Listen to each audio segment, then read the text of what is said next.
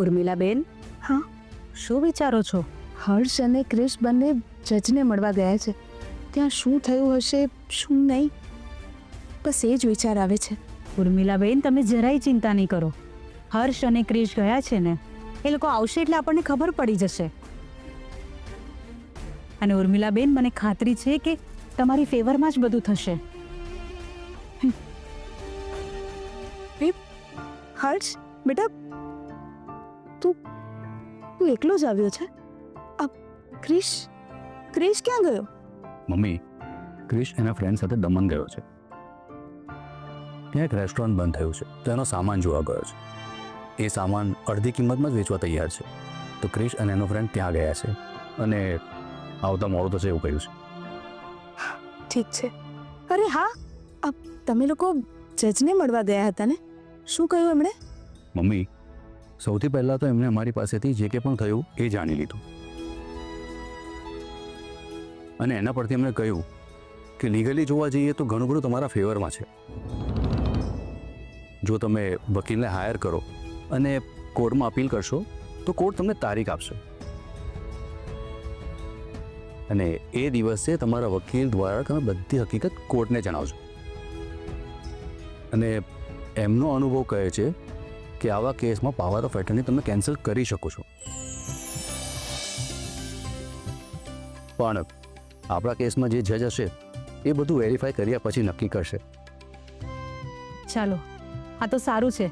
ઉર્મિલાબેન, મેં તમને કહ્યું હતું ને, એ બધું તમારી ફેવરમાં જ થશે. હા રશ્મિબેન, મને ભગવાન ઉપર પૂરો ભરોસો છે કે મારી સાથે કંઈ ખોટું નહીં થવા દે.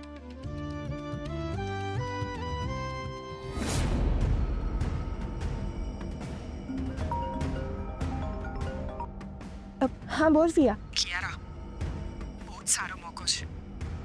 ક્રિશ દમણ ગયો છે.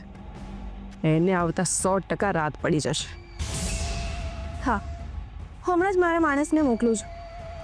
જેવો ક્રિશ દમણથી પાછો આવે ને એવું એનું કામ તમામ.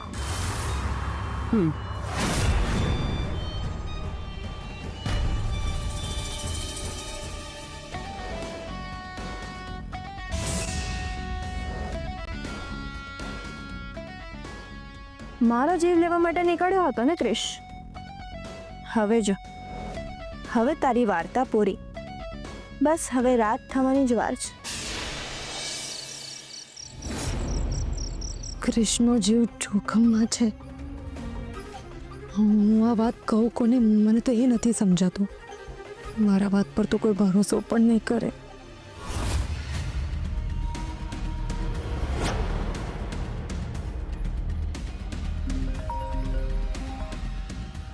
હેલો મેડમ, શિકાર આવી ગયો છે.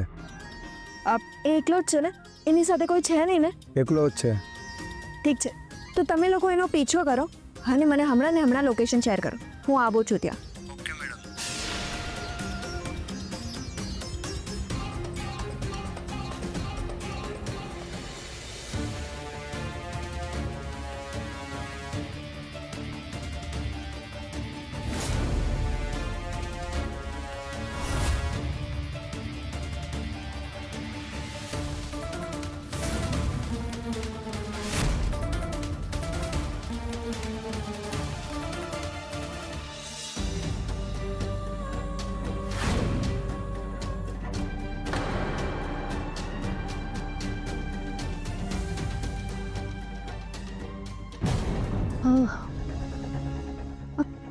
કિયારા આટલી મોડી રાત્રે ક્યાં ગઈ હશે?